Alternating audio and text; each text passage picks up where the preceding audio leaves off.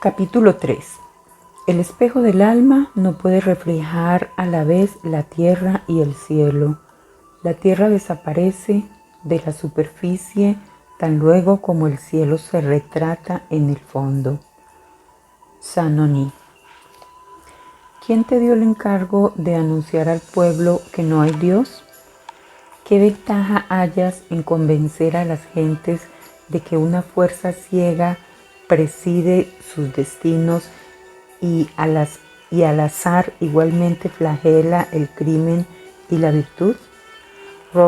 Robespierre, discurso del 7 de mayo de 1794. Creemos que muy pocos de estos fenómenos, cuando son auténticos, pueden atribuirse a espíritus humanos, y aún los derivados de las ocultas fuerzas naturales a través de verdaderos médiums y de los faquires de la India y Egipto requieren cuidadosa y detenida comprobación científica, sobre todo desde que respetables autoridades atestiguan la imposibilidad de fraude en muchos casos. Nadie niega que haya hechiceros de oficio cuya destreza alcance a producir fenómenos más estupendos que todos los John Kings habidos y por haber. Sirva de ejemplo Roberto Houdin, que tenía habilidad para ello y no obstante se burlaba luego en la misma cara de los académicos porque le instaban a declarar con su firma en los periódicos que para hacer girar una mesa o que respondiera sin contacto de manos era indispensable prepararla convenientemente para ello con la debida antelación. Prueba del erróneo juicio que atribuye a impostura todo fenómeno psíquico nos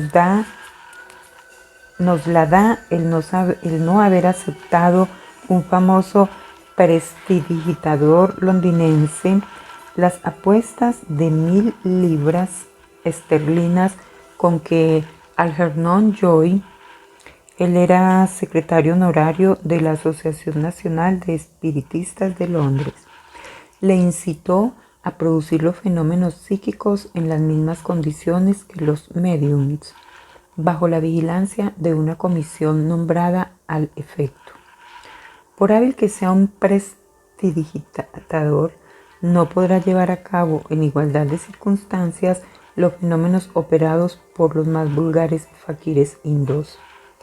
Entre los requisitos de prueba habrían de constar indispensablemente, por una parte, que la comisión investigadora designase el lugar del experimento en el mismo instante de empezar el acto, sin que el faquir tuviera el más leve indicio de la designación, y por otra, que el experimento se efectuase en pleno día, sin otro ayudante que un chiquillo en cueros vivos, cuyo traje sería también, o poco más, el del faquir.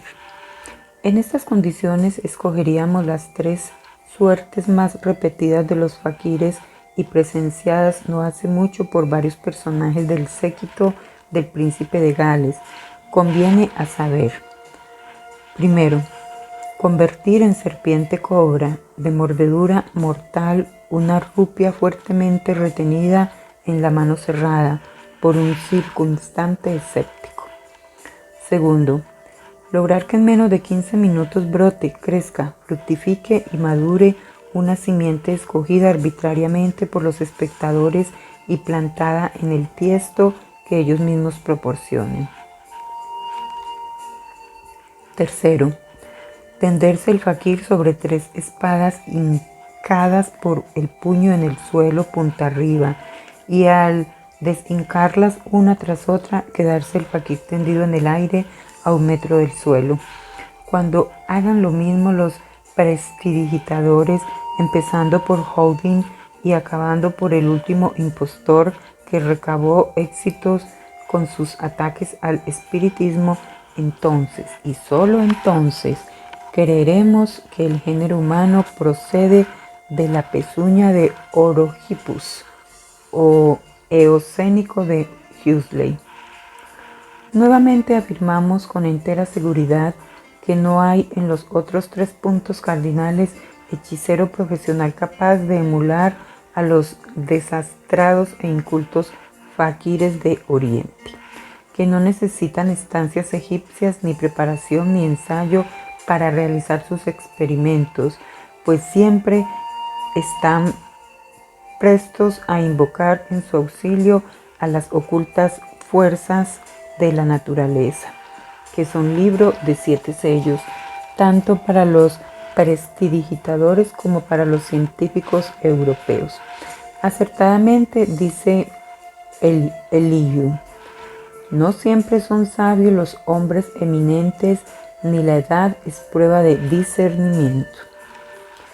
Repetiremos a este propósito lo que dice el teólogo inglés Moore: a la verdad, si los hombres no hubiesen perdido la modestia, los relatos bíblicos les probarían plenamente la existencia de espíritus y ángeles. Me parece providencial que los recientes casos de apariciones despierten en nuestras entorpecidas y aletargadas mentes el convencimiento de que hay otros seres inteligentes, además de los revestidos de grosera arcilla. Porque si estas pruebas nos demuestran la existencia de espíritus malignos, forzosamente hemos de creer en los espíritus buenos, por lo tanto en Dios. El ejemplo ya citado entraña una lección moral, no solo para los científicos, sino también para los teólogos. Tanto los predicadores como los catedráticos delatan continuamente su incompetencia en psicología, menospreciando las coyunturas de estudio que se les ofrecen y poniéndose en ridículo a los ojos del estudiante sincero. La opinión pública, en este punto, está amañada por impostores e ignorantes indignos de consideración. Tardíamente ha evolucionado la psicología, más bien por el ridículo en que se pusieron sus profesores que por dificultades propias de su estudio. El huero desdén de los sabios en mantillas y de los necios a la moda han contribuido a mantener al hombre en la ignorancia de sus latentes facultades, con mayor fuerza que las tenebrosidades, riesgos e impedimentos propios del asunto. Este es precisamente el caso de los fenómenos espiritistas, cuya investigación ha estado hasta ahora en manos profanas, a causa del temor que los científicos tenían de las burlas, dicterios y preocupaciones de gentes indignas de atarles la correa del zapato, pues también anida la poquedad de ánimo en las universidades. La vitalidad del espiritismo moderno resiste victoriosamente al desprecio de la ciencia y a la bulliciosa jactancia de sus presumidos expositores. Desde los padres graves de la ciencia como Faraday y Brewster hasta los informes del afortunado imitador de los fenómenos de Londres, no encontramos ni el más leve argumento sólido contra la autenticidad de los fenómenos espiritistas. El imitador aludido dice en su titulado informe: mi opinión es que Williams simulaba las personalidades de John, Keith y Peter. Nadie podrá demostrar lo contrario. A pesar de la arrogancia de la afirmación, no pasa de ser una hipótesis, por lo que los espiritistas pueden exigir a su vez del informante la prueba de cuanto dice.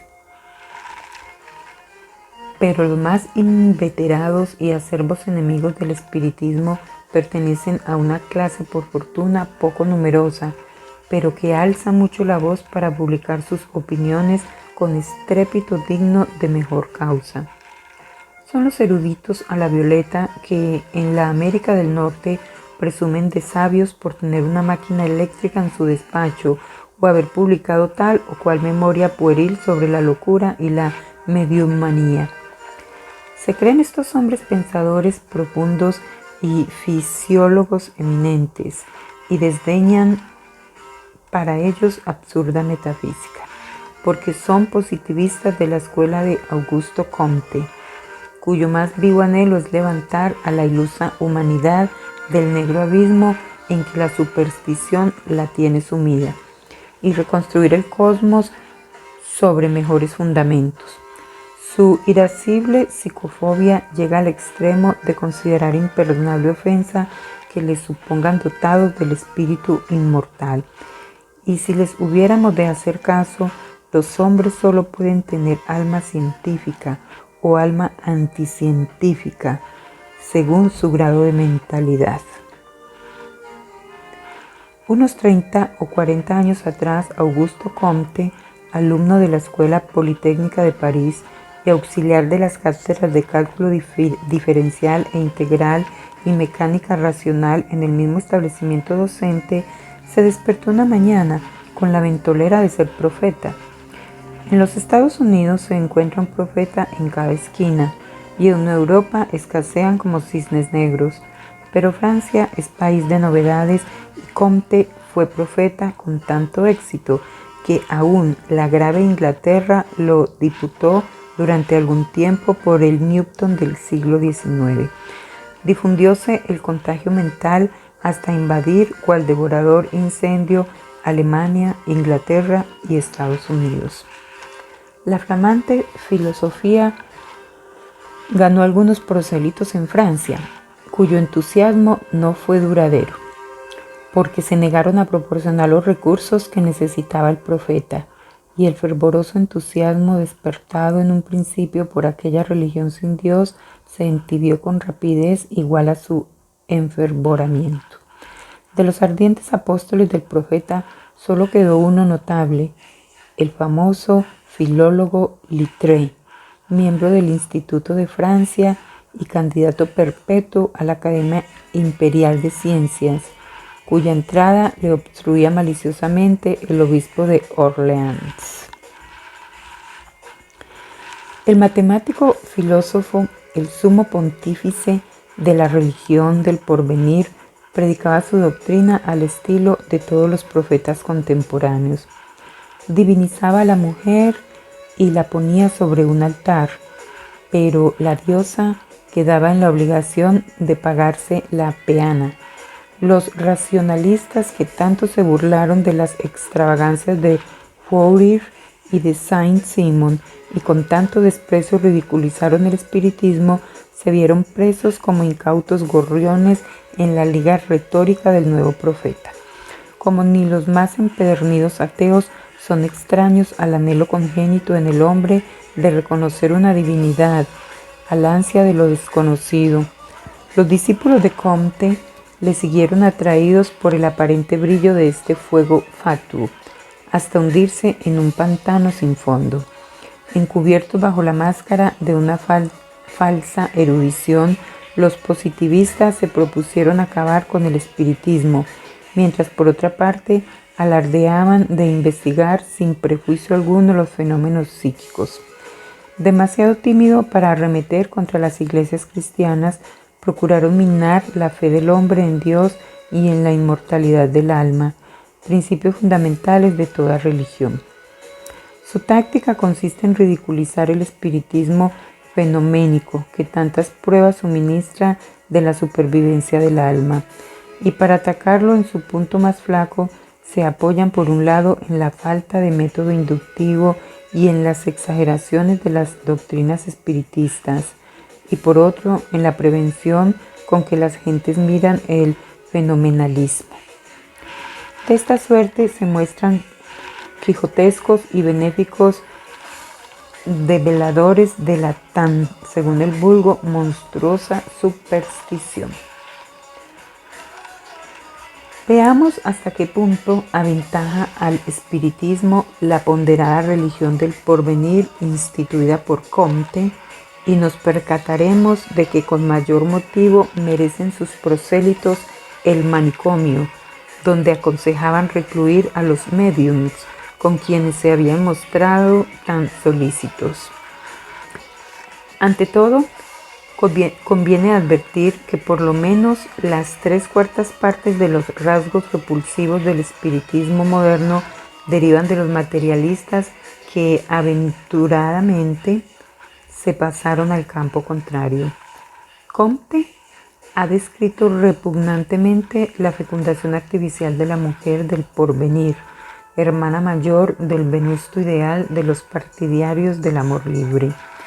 Las futuristas enseñanzas de los lunáticos discípulos de Comte han contagiado a algunos pseudoespiritistas hasta el punto de inducirles a formar comunidades societarias, aunque ninguna duradera, pues su carácter distintivo era una especie de animismo materialista recubierto de una tenue capa de filosofía similor esmaltada de enrevesados nombres griegos.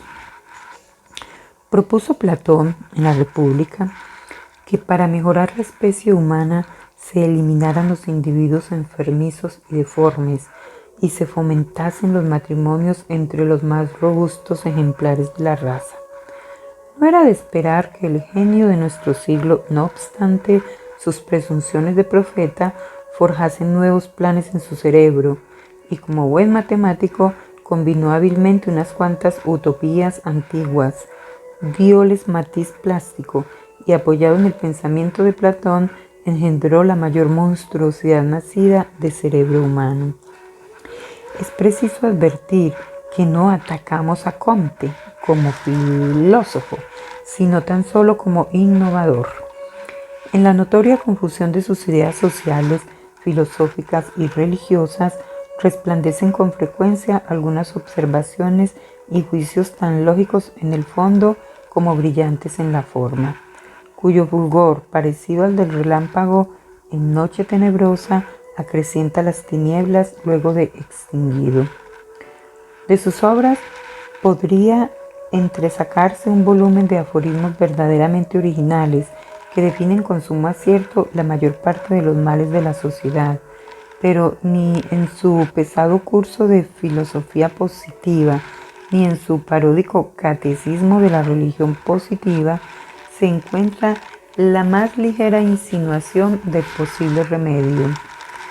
Los discípulos de Comte vienen a suponer que las doctrinas de su maestro son demasiado sublimes para que las comprenda el vulgo, pero comparando los dogmas del positivismo con la interpretación que les dan sus apóstoles, se echan de ver las contradicciones del fondo, pues mientras el pontífice dice que la mujer ha de dejar de ser la hembra del hombre, y los legisladores positivistas afirman que en el matrimonio y en la familia debe ser la mujer consocia del hombre, dispensada de toda función materna, a cuyo efecto proyectan una futura institución en que las funciones de la maternidad queden sustituidas por la aplicación a la casta esposa de una fuerza latente.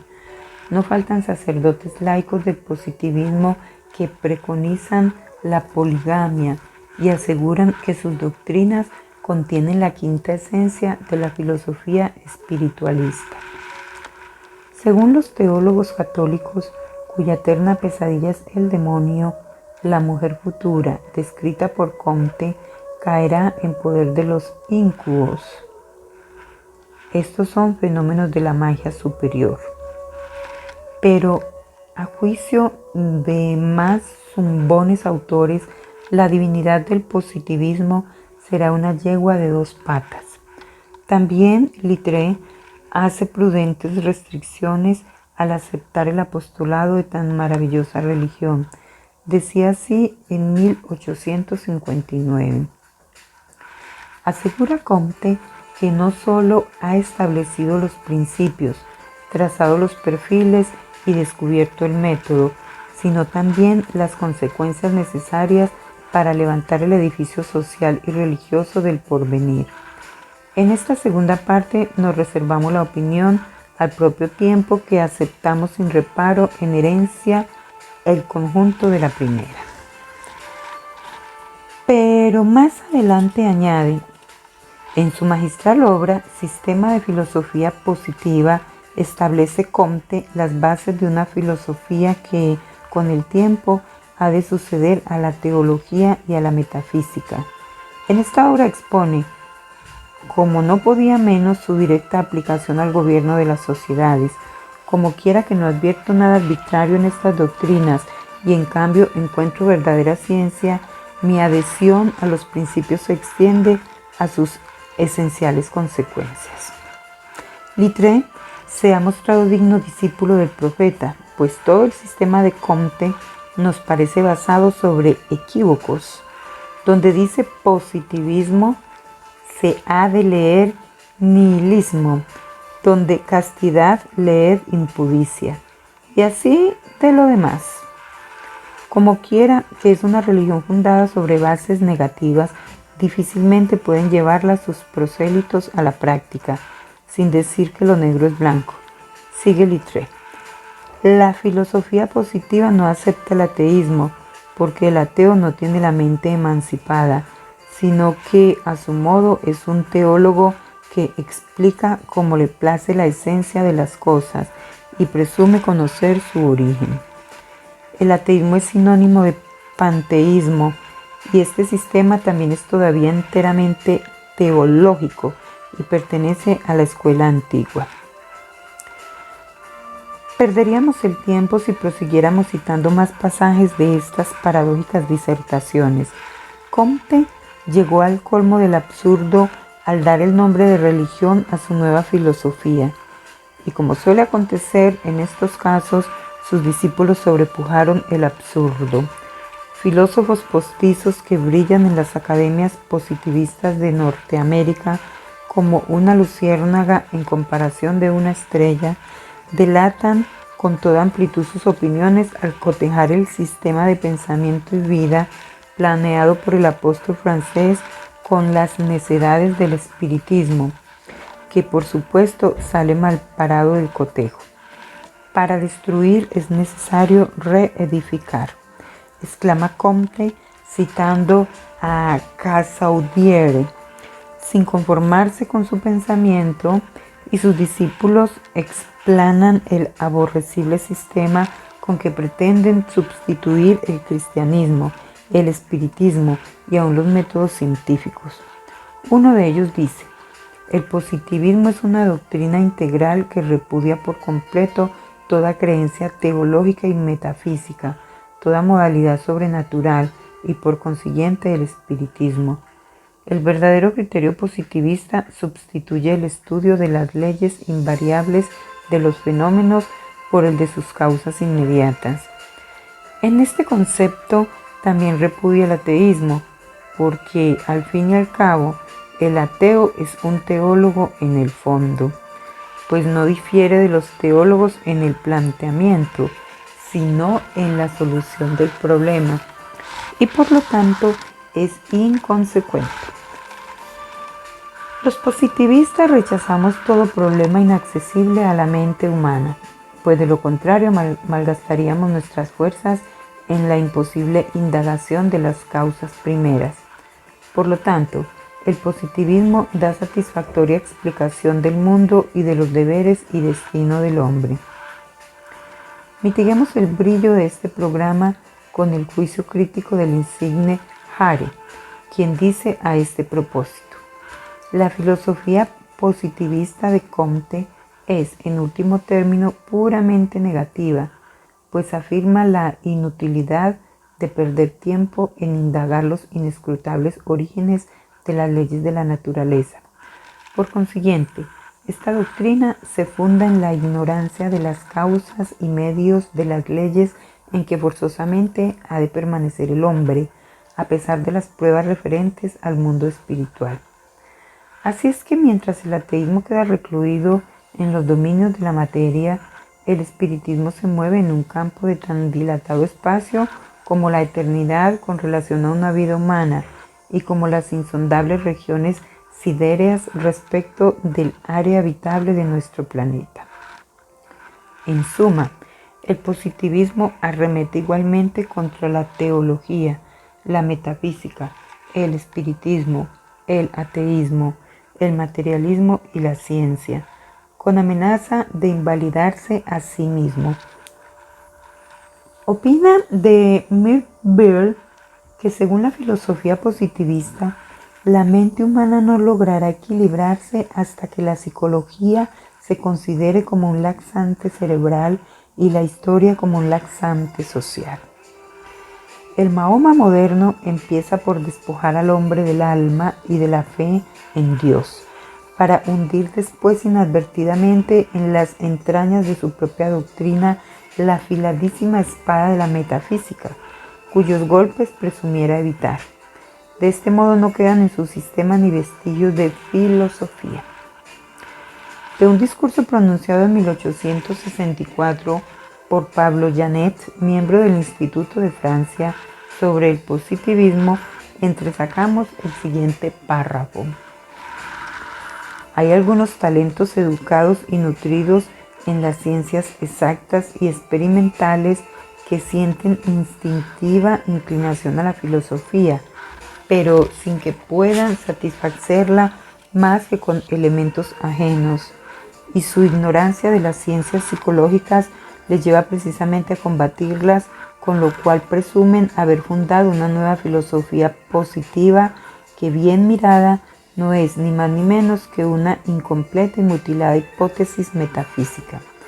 Se arroga la infalible autoridad propia tan solo de las ciencias de experimentación y cálculo, siendo así que su defectuoso sistema es del mismo orden mental que los que combaten. De aquí lo deleznable de su posición y el descrédito de sus ideas, que muy luego serán esparcidas a cuatro vientos. Los positivistas norteamericanos se han esforzado incesantemente en derrumbar el espiritismo.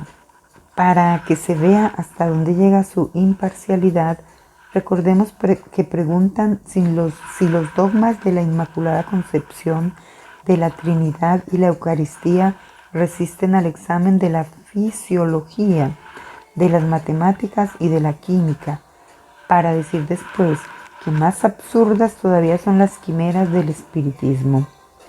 Perfectamente, pero ¿hay absurdo teológico ni quimera espiritista que aventaje en depravada imbecilidad al positivista concepto de la fecundación artificial? Por una parte declaran incognoscibles las causas primeras, y por otra suplantan en el porvenir la vívida e inmortal compañera del hombre con un tipo de mujer imposible, semejante al fetiche indio de Obeah, día tras día repleto de huevos de serpiente para que el sol los empoche. En nombre del sentido común cabe preguntar por qué ha de motejarlas de supersticiosos a los místicos cristianos y de órates a los espiritistas, una titulada religión que con tan repulsivos absurdos tiene partidarios entre los mismos académicos y pone en boca de su propio fundador, para admiración de sus discípulos, rapsodias tan extravagantes como la siguiente. Me admira cada día más la creciente coincidencia entre el advenimiento social del misterio femenino y la disminución de la fe en el sacramento de la Eucaristía. La Virgen ha suplantado a Dios en la mente de los católicos meridionales. El positivismo realizará la utopía medieval que consideraba la raza humana nacida de una Virgen Madre. Después de exponer el modus operandi, prosigue Comte diciendo: la difusión del nuevo procedimiento produciría muy luego una raza sin los inconvenientes de la herencia y más a propósito que la procreación vulgar para el nacimiento de caudillos espirituales y aún temporales, cuya autoridad dimanara de un origen verdaderamente superior que no retrocedería ante ninguna investigación. Cabe preguntar, después de leído esto, si en las quimeras del espiritismo o en los misterios del cristianismo hay algo tan descabellado como esa descripción de la humanidad futura. Si los positivistas que predican públicamente la poligamia no desmienten con su conducta la tendencia de la escuela del materialismo, mucho tememos que haya o no haya una estirpe sacerdotal así engendrada. No veamos los vástagos de las vírgenes madres. Natural es que una filosofía entre cuyos ideales está la procreación de semejante casta de doctores íncubos mueva la pluma de uno de sus más gárrulos tratadistas para escribir lo siguiente. Estamos en una muy triste época, abundante en creencias muertas o moribundas y llena de frívolos devotos que en vano ruegan a los caídos dioses. Pero también es una época gloriosamente iluminada por los áureos rayos del naciente sol de la ciencia. ¿Qué tenemos que ver con quienes, perdida la fe y extraviado el entendimiento, se refugian en el espejuelo del espiritismo, en los engaños del trascendentalismo o en las abucas del hipnotismo? El fuego fatuo, como se complacen hoy en llamar los filósofos pigmeos al fenomenalismo psíquico, ha tenido que luchar para darse a conocer. No hace mucho tiempo, los ya familiares fenómenos psíquicos tuvieron enérgica negativa en boca de un corresponsal de The Times de Londres, cuya opinión subsistió como valedera hasta que dirimió la cuestión la obra de Pixon, apoyada en el testimonio de Beccaria y Humboldt. Los positivistas debieron exigir otro símil más feliz y al mismo tiempo estar mejor enterados de los descubrimientos científicos, pues en cuanto al hipnotismo lo practican con éxito. En algunos hospitales de Alemania, eminencias médicas cuya fama y sabiduría está muy lejos de igualar al presuntuoso conferenciante sobre la mediumnidad y la locura. Pocas palabras diremos antes de acabar este enojoso asunto. Hay positivistas que se vanaglorian de contar por correligionarios a los más ilustres científicos de Europa. Sin embargo, no entran en este número Huxley ni Maudsley, de nombradía universal. Por lo que toca a Huxley, en una conferencia dada en 1868 en Edimburgo sobre los fundamentos fisiológicos de la vida, se muestra muy sorprendido de la ligereza con que el arzobispo de York le atribuyó filiación positivista y dice: por lo que a mí toca, bien pudiera el respetable prelado desmenuzar polémicamente a Comte como un nuevo Agag, sin que yo le detenga la mano. Mi examen de la filosofía positivista me ha convencido de que poco o nada tiene de valía científica, pues en su mayor parte es tan opuesta a la verdadera ciencia como puede hacerlo al catolicismo ultramontano. En la práctica, la filosofía positivista es un catolicismo despojado del espíritu del cristianismo. Más adelante se indigna Huxley con los filósofos escoceses y les reconviene por haber consentido que el arzobispo de York atribuyese a Comte la fundación de la escuela filosófica de Hume, y a este propósito exclama: bastaba para remover en su tumba los huesos de David Hume, que no lejos de ella un auditorio parcial escuchara sin protesta cómo se atribuían sus doctrinas a un escritor francés de 50 años, en cuyas verbosas y áridas páginas se echa de menos el vigor del pensamiento y la claridad de expresión. Pobre Comte, ahora resulta que por lo menos en los Estados Unidos sus más conspicuos discípulos quedan reducidos a un físico, un médico y un abogado, a quienes un crítico socarrón motejó de triunvirato anómalo, cuyas arduas tareas no le dejan tiempo para aprender a escribir. Alude el crítico a un remitido publicado tiempo atrás en un periódico de Nueva York con la firma de los antedichos físicos, médico y abogado, manifestando estar comisionados desde 2 años antes para investigar los fenómenos espiritistas. La crítica de este remitido apareció en la revista ilustrada Nueva Era. Los positivistas no perdonan medio de combatir al espiritismo en provecho de su religión. Sus prelados soplan sin cesar las trompetas como si a su estrépito hubieran de caer los muros de la nueva Jericó. Pero ni con sus singularísimas paradojas ni con sus deleznables ataques al espiritismo lograrán su propósito. Para muestra de estos ataques basta entresacar de una reciente conferencia el párrafo que sigue. La exclusiva satisfacción del instinto religioso es incentivo de lujuria. Sacerdotes, frailes, monjas, santos, médiums, místicos y devotos han sido siempre famosos por sus concupiscencias.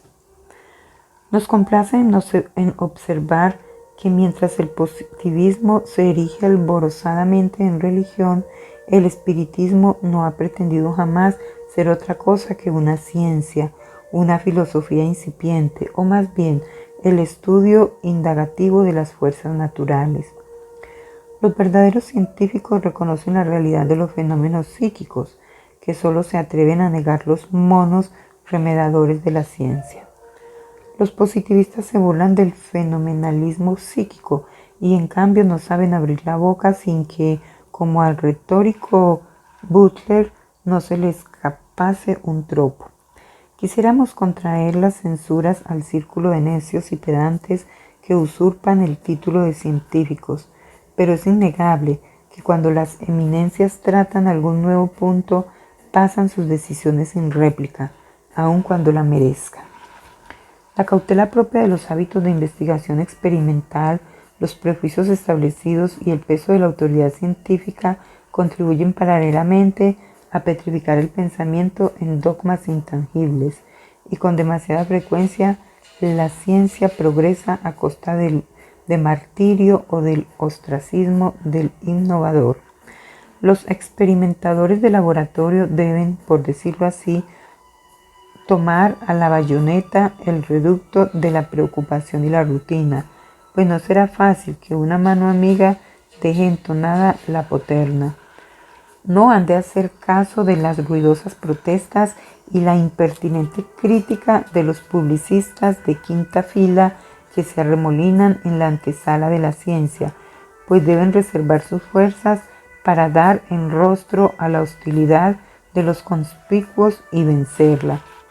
La ciencia progresa rápidamente, pero los científicos no se percatan del progreso, pues casi siempre arremetan contra los nuevos inventos. El triunfo es de quien valerosa y perseverantemente resiste la embestida parapetado en su intuición. Pocas son las leyes naturales cuya primera enunciación no suscitara burlas y fuera generalmente tenida por absurdamente contraria a la ciencia. Pero, no obstante, el orgullo de quienes nada descubren, no es posible desoír por mucho tiempo el clamoreo de los innovadores que, desgraciadamente para la pobre y egoísta humanidad, se convierten a su vez en rémoras de cuantos indagan nuevamente la acción de las leyes naturales. Así, poco a poco va pasando la humanidad por sucesivos ciclos de conocimientos cuyos errores corrige de continuo la ciencia, para rehabilitar hoy las hipótesis desechadas por erróneas ayer. Esto ha sucedido no solo en cuestiones psicológicas, tales como el hipnotismo desde el doble punto de vista fisiológico y psíquico, sino también en descubrimientos relativos a las ciencias de observación. ¿Qué hemos de hacer? ¿Evocar un pasado desagradable? Decir que los científicos medievales negaban con el clero el sistema heliocéntrico por temor de oponerse a las enseñanzas de la Iglesia.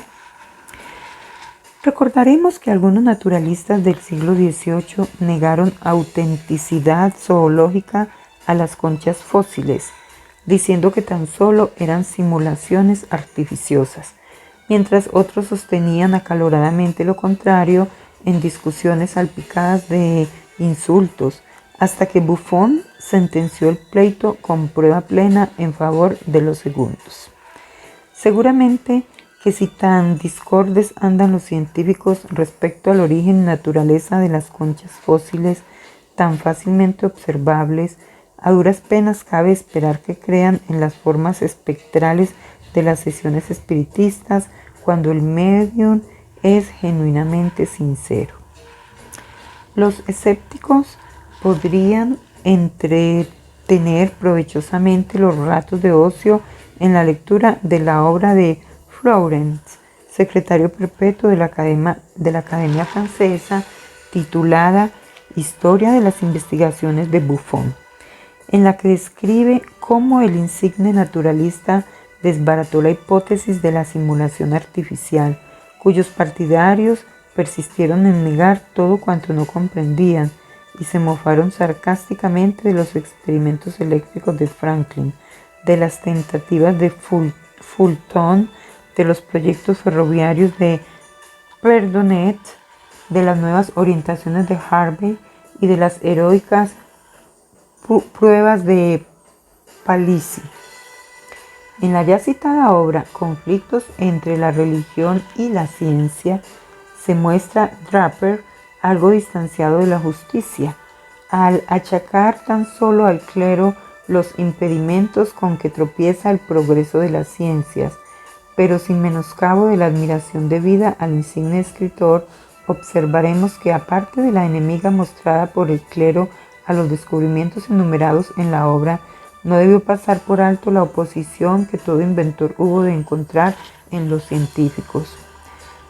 Dice bien Draper en pro de la ciencia que saber es poder, pero los abusos del poder son igualmente perniciosos, ya provengan del extravío de la sabiduría, ya de las obcecaciones de la ignorancia.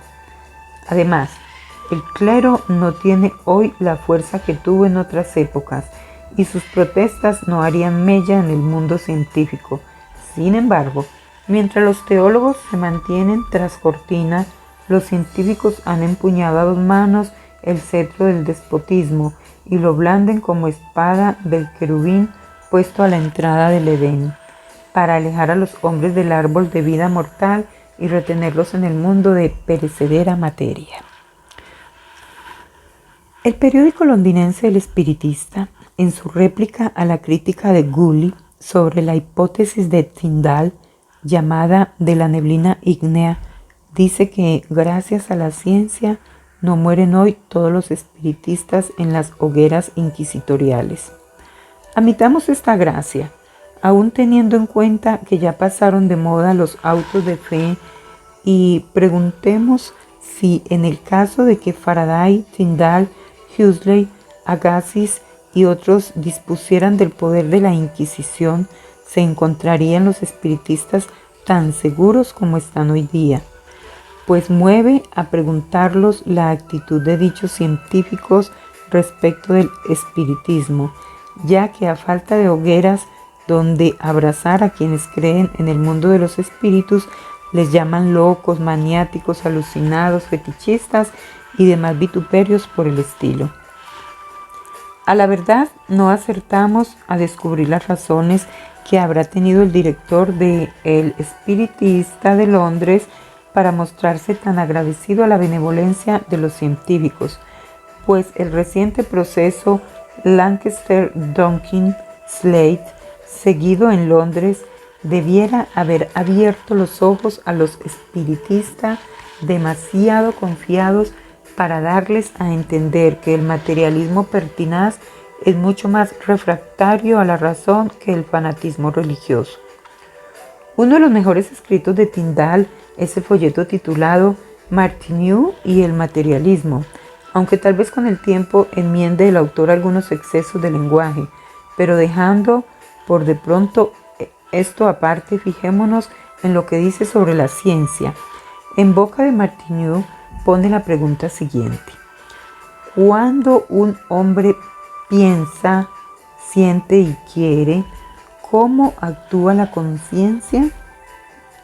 Y responde: no es posible concebir el transporte del funcionamiento cerebral a los correspondientes hechos de conciencia.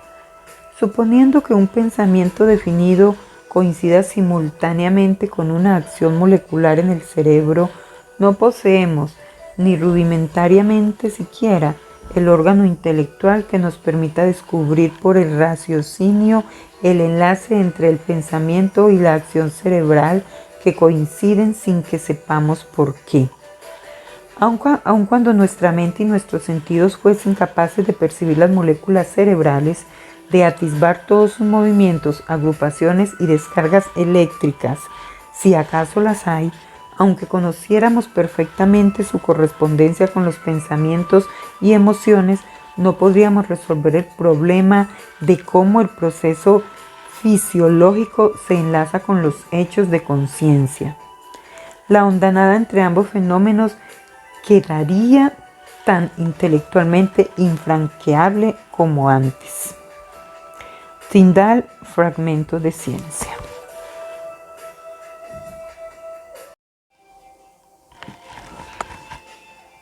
Esta hondonada que a Tyndall le parece tan infranqueable como la neblina ígnea en que envuelve la causa agnoscible, no es obstáculo alguno para la intuición espiritual.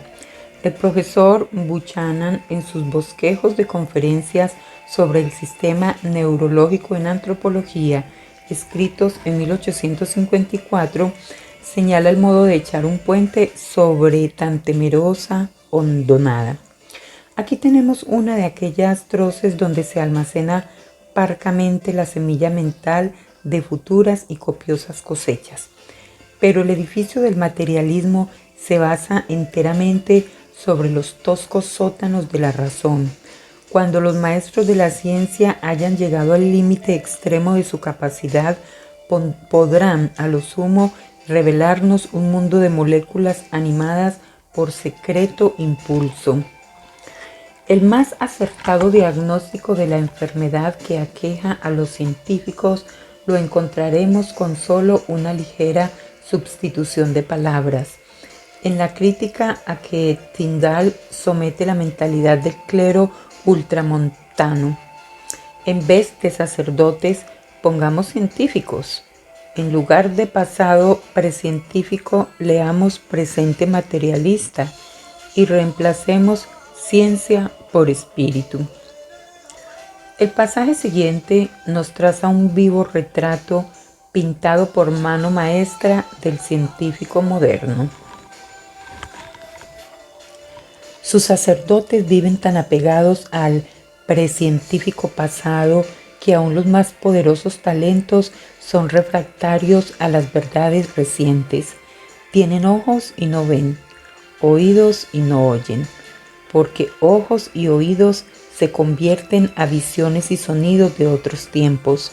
Desde el punto de vista científico, el cerebro de los ultramontanos es poco menos que infantil, pero no obstante ser tan niños en conocimiento científico, tienen suficiente poderío espiritual entre los ignorantes para inducirles a prácticas que sonrojan a los demás claro juicio.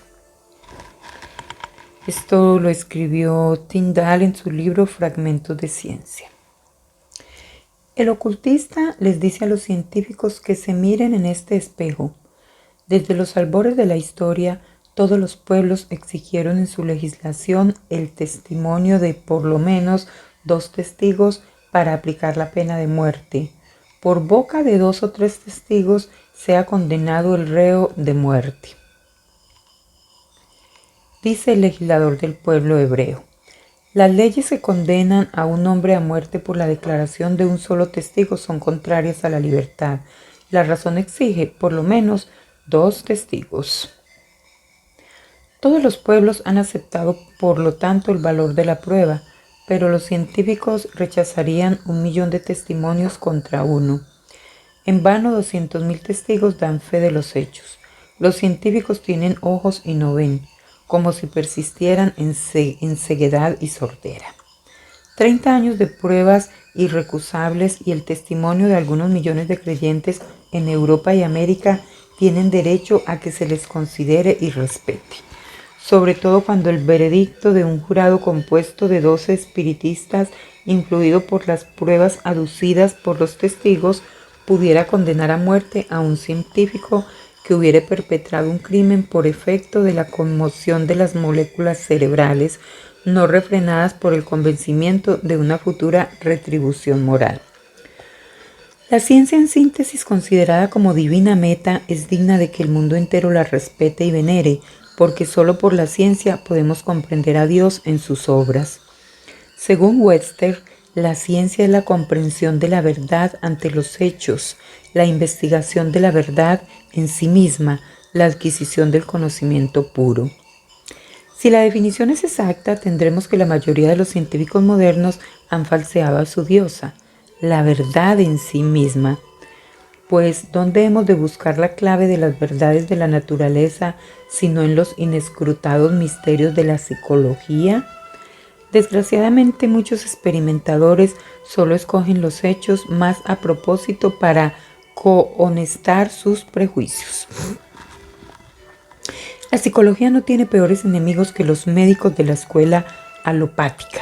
No es preciso recordar que entre las ciencias de experimentación es la medicina la menos merecedora de este calificativo, pues prescinde del estudio de la psicología, que debiera ocupar gran parte de su atención para que el ejercicio de la medicina no degenere en tanteador empirismo de dudoso éxito. Todo cuanto discrepa de las doctrinas establecidas se repudia por herético, y aunque un nuevo sistema terapéutico haya salvado miles de vidas, se aferran a las prescripciones tradicionales para condenar al innovador y la innovación, hasta que les place darle sello oficial. Entretanto, pueden morir miles de enfermos con tal de que el honor profesional quede a salvo. Teóricamente, parece la medicina la ciencia más benéfica, pero ninguna otra ha dado tantas muestras de materialismo y obstinada preocupación. Pocas veces han patrocinado los médicos famosos un descubrimiento útil. La sangría, las ventosas y la lanceta tuvieron su época de popularidad hasta caer en desuso. A los calenturientos se les deja beber hoy el agua que antes se les negara. Los baños fríos han suplantado a los calientes, y durante algún tiempo fue la hidroterapia una verdadera manía. La corteza de quina de Warren, el defensor de la autoridad de la Biblia, identifica con el paradisíaco árbol de la vida.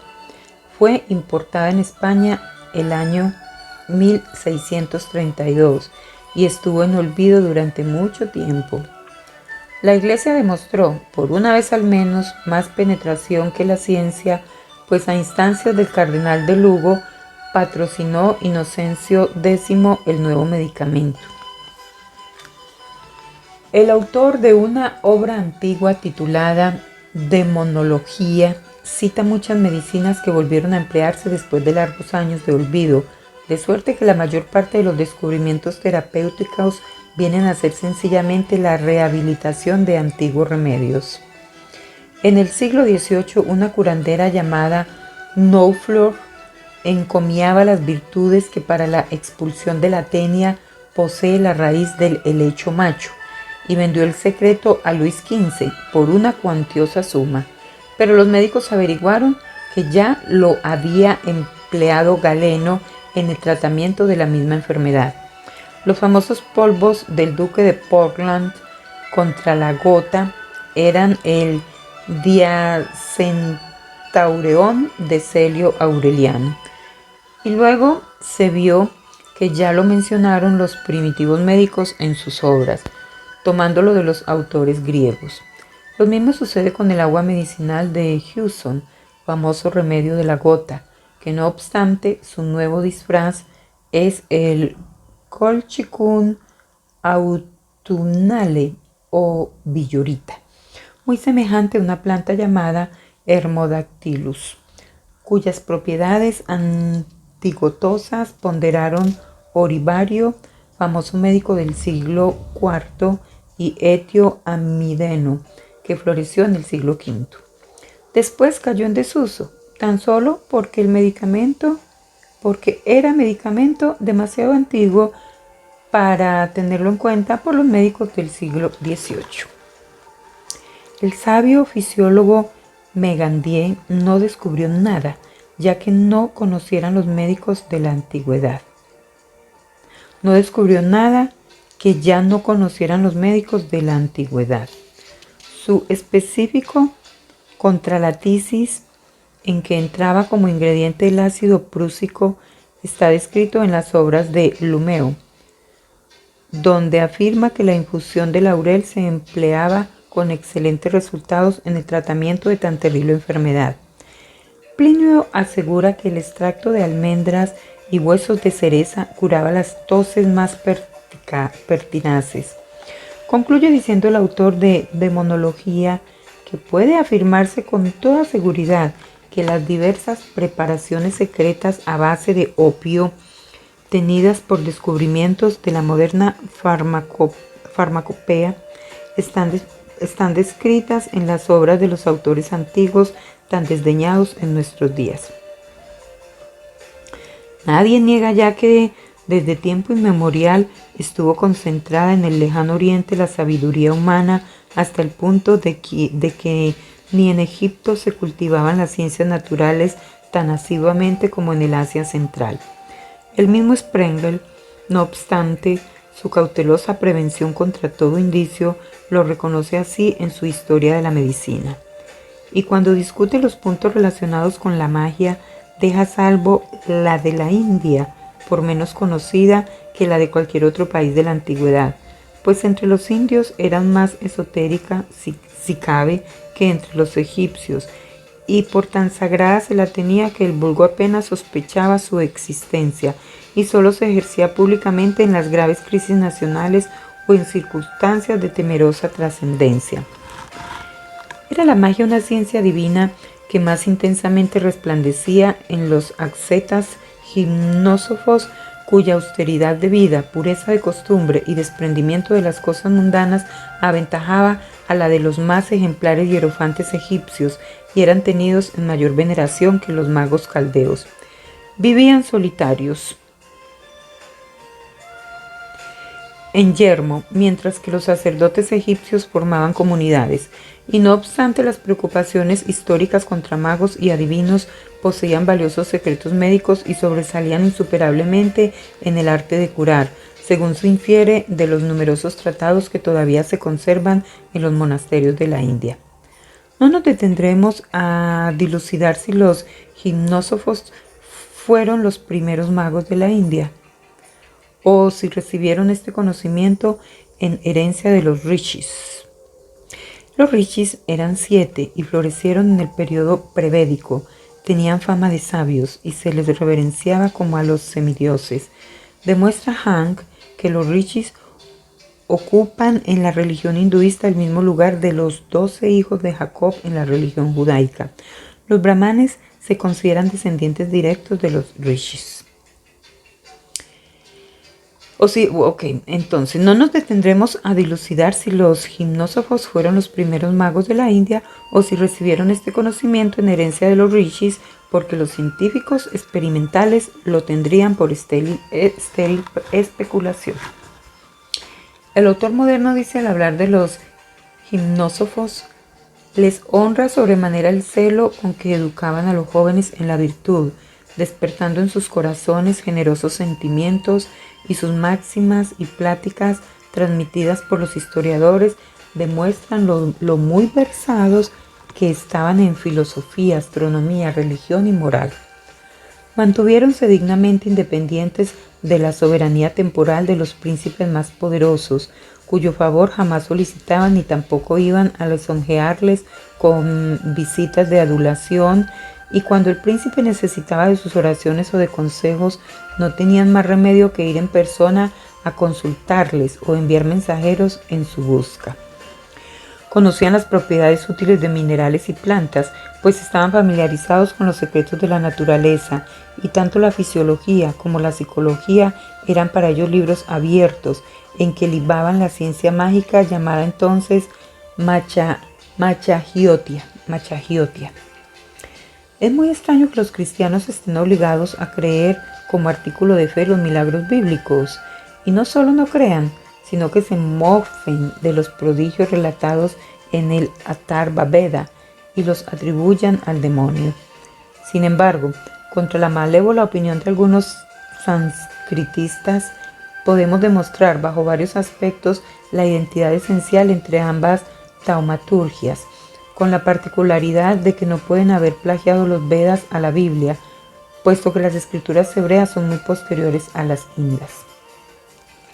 Primeramente, la cosmogonía hinduista desvanece el error, durante tanto tiempo sustentado por los occidentales, de que Brahma era la divinidad suprema de los indos, cuando tan solo es un aspecto inferior, análogo al Jehová hebreo, el espíritu semoviente sobre las aguas.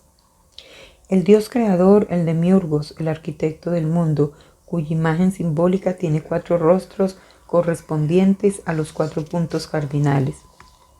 A este propósito dice Polier: en el principio el embrionario universo reposaba sumergido en las aguas, en el seno del Eterno. De las caóticas tinieblas surgió Brahma, el arquitecto del universo, y sobre una hoja de loto flotaba entre las aguas y las tinieblas. Mitología inda. Idéntico es el relato de la cosmogonía egipcia, en que Hathor, la madre noche, símbolo de las tinieblas, cubría en un principio la inmensidad del abismo de las aguas sobre que flotaba el espíritu del Eterno. También las escrituras hebreas hablan del espíritu de Dios y de su emancipación creadora simbolizada en otra divinidad. No aludimos a la vulgar interpretación de la Biblia, sino a la verdadera Biblia judía de los cabalistas. Pero continuemos el relato de la cosmogonía inda. Al ver el caótico estado de las cosas, se pregunta Brahma, asimismo lleno de consternación: ¿quién soy? ¿De dónde vengo? Entonces oye una voz que le dice: eleva tus plegarias a Bhagavat, el Señor Eterno, o Parabrahma. Brahma se sentó en la hoja de loto en actitud contemplativa, con la mente enfocada en el Eterno, quien, complacido de aquella muestra de piedad, disipa las tinieblas y descorre el velo de su mente. Al punto surge el radiante Brahma del huevo del universo, y henchido del divino espíritu que le ha despertado la mente, empieza a actuar y se mueve sobre las aguas. Es Narayana. El loto, la flor sagrada de indos y egipcios, simboliza a Brahma entre los primeros y a Horus entre los segundos. Todos los templos del Tíbet y del Nepal ostentan la flor de loto, cuyo sugestivo significado es idéntico al del lirio que el arcángel Gabriel ofrece a María en las representaciones pictóricas de la Anunciación. Para los indos es el loto emblema de la potencia creadora de la naturaleza por la compenetración del fuego, espíritu, con el agua, materia. Un versículo del Bhagavad Gita dice: oh Eterno, entronizado en ti veo al creador Brahma sobre el loto. Según Jones, la simiente del loto contiene ya antes de germinar el embrión de las futuras hojas, y como dice Gross, la naturaleza nos da en el loto un ejemplo de la anteformación de sus productos, pues la simiente de todas las plantas fanerógamas contiene la futura planta con su propia configuración. Lo mismo significa el loto para los budistas. El Bodhisattva, espíritu de Buda, se aparece con el loto en la mano junto al lecho de Mahamaya o Mahadeva, la madre de Gautama Buda, y le anuncia el nacimiento de su hijo. De la propia suerte, la flor de loto estaba invariablemente unida en Egipto a todas las representaciones de Osiris y Horus. Todo esto demuestra el común parentesco del símbolo en las religiones hinduistas, egipcia y judía. pues en todas ellas la flor de loto o lirio de agua simboliza el tránsito de lo subjetivo a lo objetivo, del pensamiento abstracto de la divinidad desconocida a las formas concretas y visibles de la creación. Disipadas las tinieblas, surgió la luz, y Brahma vio en el mundo ideal, hasta entonces sumido en la mente divina, los arquetipos de las cosas que habían de tomar forma visible en la manifestación del universo. Porque como arquitecto del universo ha de dar existencia objetiva a los tipos ideales ocultos en el seno del Eterno, del mismo modo que en la simiente del loto se ocultan las futuras hojas de la planta. A esto se refiere el versículo del Génesis que dice: produzca la tierra árbol de fruto que dé fruto, según su especie, y cuya semilla esté en él. En todas las religiones antiguas, el Hijo del Padre es el Dios creador, es decir, su manifiesto y visible pensamiento. Antes de la era cristiana, desde la Trimurti Inda hasta la tríada de las escrituras hebreas, según la interpretación cabalística, todas las naciones velaron simbólicamente la trina naturaleza de su divinidad suprema. En la religión cristiana, el misterio de la Trinidad no es ni más ni menos que el artificioso injerto de una rama nueva en tronco viejo, y el mismo significado simbólico que el loto tiene el lirio de la Anunciación en las iglesias latina y griega. Por otra parte, como el loto se cría en el agua al calor del sol, los antiguos lo consideraron hijo del fuego y del agua. De aquí que simbolice también la dualidad de espíritu y materia. Brahma, Jehová, Adán Kadmon y Osiris, o más bien Pimander, representan la segunda persona de la Trinidad. Por esta razón es Pimander en la teogonía egipcia el progenitor de todos los dioses solares. El Eterno es el espíritu igneo que educe, plasma y desenvuelve todo cuanto al calor de Brahma nace en las aguas, de suerte que Brahma es el universo y el universo es Brahma. Tal es la filosofía de Spinoza, aprendida de Pitágoras, y también la de Giordano Bruno, que por sostenerla murió en la hoguera. Para demostrar los extravíos de la teología cristiana, baste advertir que Giordano Bruno murió a manos del fanatismo intolerante por la explicación del mismo símbolo que expusieron los apóstoles y aceptaron los primitivos cristianos.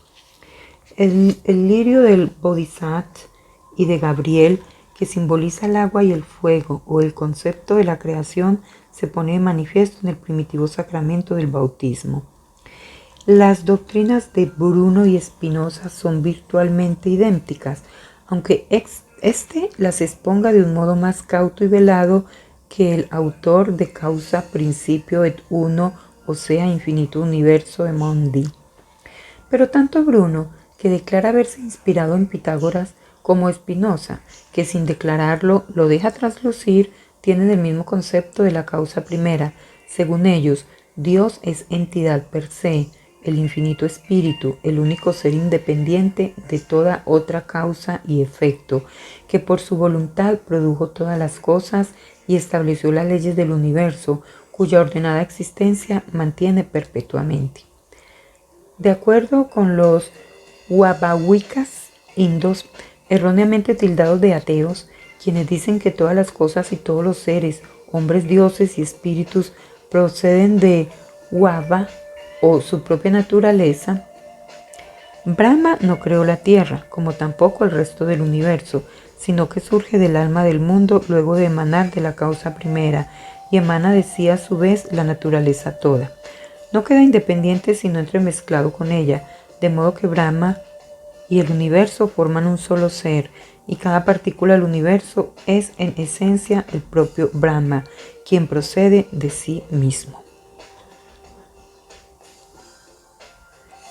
Spinoza y Bruno afirman que es preciso buscar a Dios en la naturaleza y no fuera de ella, porque siendo la creación proporcional al poder del Creador, El universo ha de ser tan infinito y eterno como el Creador, y cada forma engendra de su propia esencia otra forma.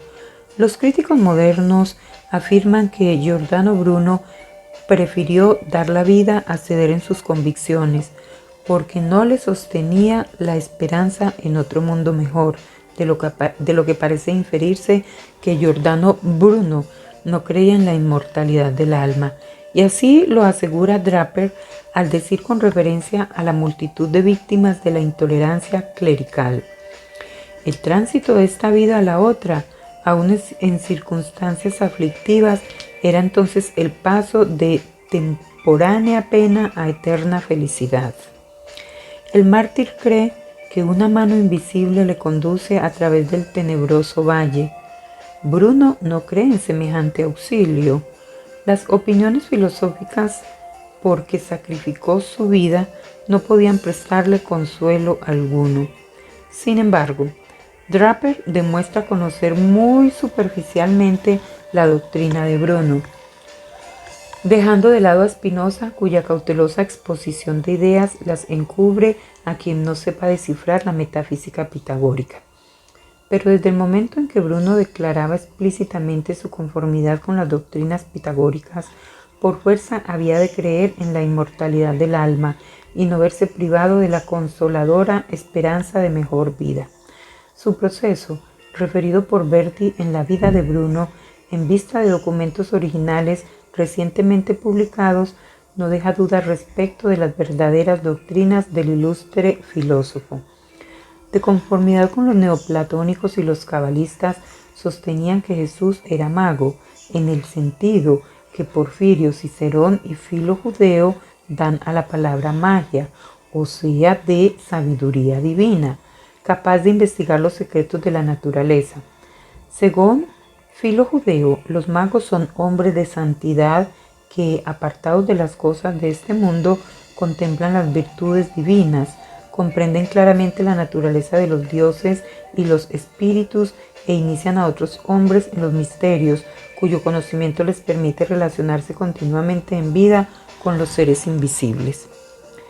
Pero mejor se inferirán las ideas de Giordano Bruno de la acusación entablada contra él por Mocenigo, que dice así: yo, Suanio Mocenigo, hijo del muy ilustre señor Marco Antonio, pongo en vuestro conocimiento, reverendísimos padres, por impulso de mi conciencia y mandato de mi confesor, que oí decir muchas cosas a Giordano, conversando con él en mi casa, que era blasfemia afirmar la transubstanciación del pan en carne, que no le satisfacía ninguna religión, que era contrario a la misa, que Cristo era un pobre hombre cuyas perversas obras para seducir a la gente justificaban su crucifixión, que en Dios no puede haber distinción de personas, so pena de tenerle por imperfecto, que el mundo es eterno y que hay infinitos mundos que Dios crea continuamente, porque puede hacer cuanto quiere,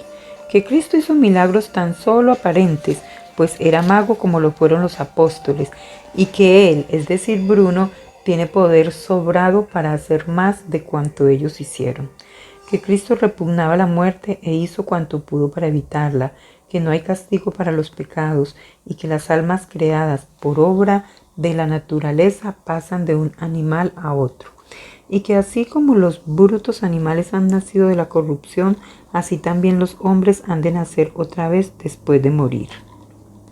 No obstante, la insidia de esta acusación se revela en este párrafo la creencia de Giordano Bruno en la metempsicosis pitagórica, que bajo la grosera forma de expresión encubre la idea de la supervivencia del alma. Ha expresado Bruno su deseo de propagar una secta con el título de Nueva Filosofía. Dice que la Virgen no pudo haber parido sin dejar de serlo y que la fe católica está llena de blasfemias contra la majestad de Dios, que los frailes han de ser despojados de sus bienes y del derecho de controversia, porque corrompen el mundo y son unos borricos en todas sus opiniones, que los católicos no tenemos prueba alguna de que nuestra fe sea meritoria a los ojos de Dios, que el no querer para los demás lo que no queremos para nosotros es suficiente a la buena conducta, y que se ríe de los demás pecados y se admira de que Dios consienta tantas herejías en los católicos. Dice que quiere dedicarse al arte de la adivinación y lograr que todo el mundo le siga, que Santo Tomás y todos los doctores de la Iglesia nada saben comparados con él, pues podría preguntar a los más insignes teólogos del mundo cosas a que ninguno fuera capaz de responder. A esta acusación respondió Giordano Bruno con la siguiente profesión de fe, idéntica a la de los antiguos maestros. Creo que el universo es infinito, como obra del divino e infinito poder, porque hubiera sido indigno de la omnipotencia y de la bondad de Dios crear un solo mundo finito, pudiendo crear, además de este mundo, infinitos otros. Por lo tanto, declaro que hay infinitos mundos parecidos al nuestro, el cual, de acuerdo con el sentir de Pitágoras, creo que es una estrella de naturaleza análoga a la luna, a los otros planetas y demás astros, cuyo número es infinito, y que todos estos cuerpos celestes son mundos innumerables que constituyen el universo infinito en el espacio infinito, y esto es lo que llamo universo infinito, con innumerables mundos, y así tenemos dos linajes de grandeza infinita en el universo y una multitud de mundos. Esto parece a primera vista contrario a la verdad, si se compulsa con la fe ortodoxa. Además, en este universo hay una providencia universal, por cuya virtud todos los seres viven, se mueven y perseveran en su perfeccionamiento. Esto lo entiendo en dos sentidos. Primero, a la manera como el alma está en todo el cuerpo y en cada una de sus partes, a lo que llamo la naturaleza, sombra o huella de la divinidad. Y segundo, a la manera como está Dios en todo y sobre todo, por esencia, presencia y potencia, no como parte ni como alma, sino de modo inefable. Además, creo que todos los atributos de Dios son uno, solo y Él mismo. De acuerdo con los más eminentes teólogos y filósofos, concibo tres atributos principales: poder, sabiduría y bondad, o mejor dicho, voluntad, conocimiento y amor. La voluntad engendra todas las cosas, el conocimiento las ordena y el amor las concierta y armoniza. Así comprendo la existencia de todas las cosas, pues nada hay que no participe de la existencia, ni ésta es posible sin esencia, de la propia manera que nada es bello sin belleza, y por lo tanto nada puede escapar a la divina presencia.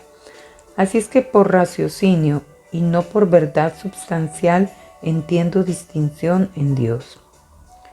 Creo que el universo con todos sus seres procede de una causa primera, por lo que no debe desecharse el nombre de creación a que, según Colijo, se refiere Aristóteles al decir que Dios es aquello que el universo y la naturaleza dependen.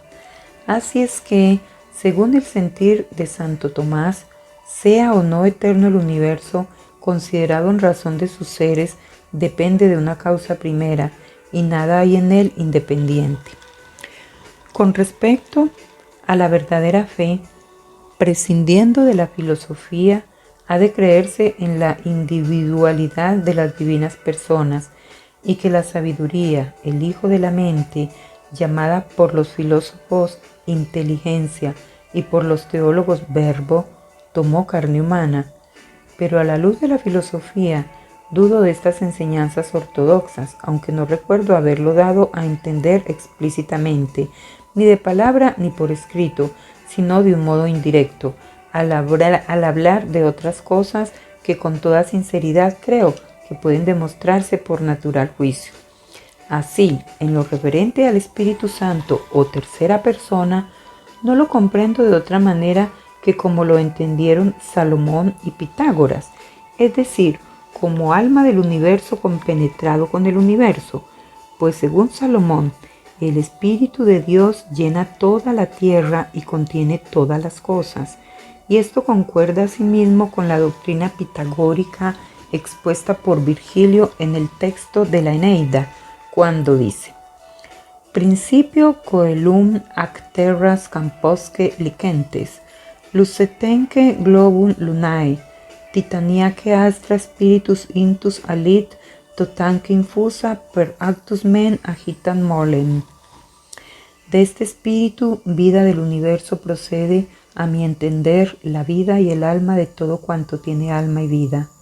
Además, creo en la inmortalidad del alma, lo mismo que en la del cuerpo, pues en lo que a su substancia se refiere, también el cuerpo es inmortal, ya que no hay otra muerte que la disgregación, según parece inferirse de la sentencia del Eclesiastés que dice: nada hay nuevo bajo el sol, lo que es, será. Tenemos por tanto que Bruno no comprende el dogma de la Trinidad ni el de la Encarnación, según la fe ortodoxa, pero cree firmemente en los milagros de Cristo, de conformidad con las enseñanzas pitagóricas. Si bajo la implacable férula de la Inquisición se retractó como Galileo, implorando clemencia de sus verdugos, hemos de considerar que la naturaleza física flaquea en el tormento ante la perspectiva de la hoguera. Sin la oportuna publicación del valioso trabajo de Berti, hubiésemos seguido venerando a Giordano Bruno como un mártir, cuyo busto, coronado de laureles por mano de Draper, había de ocupar preferente lugar en el panteón de la ciencia experimental. Pero bien vemos que el héroe de una hora no fue ateo ni materialista ni positivista, sino sencillamente un filósofo de la escuela pitagórica que profesaba las doctrinas del Asia Central y poseía las facultades mágicas tan menospreciadas por la escuela de Draper. Es verdaderamente jocoso que les haya sobrevenido a los científicos este contratiempo después de haber descubierto arqueólogos poco reverentes que la estatua de San Pedro era nada menos que la de Júpiter Capitolino y que Josafat de los católicos es el mismo Buda. Resulta, por lo tanto, que ni aún escudriñando los escondrijos de la historia encontraremos ni un ápice de filosofía moderna, sea de Newton, Descartes o Huxley, que no esté entresacado de las antiguas enseñanzas orientales. El positivismo y el nihilismo tienen su prototipo en la filosofía exotérica de Kapila, según observa Max Muller. La inspiración de los sabios indos desentrañó los misterios de Prajna Paramita, perfecta sabiduría, y sus manos mecieron la cuna del progenitor de ese débil pero bullicioso niño, a que llamamos ciencia moderna. Fin del capítulo 3.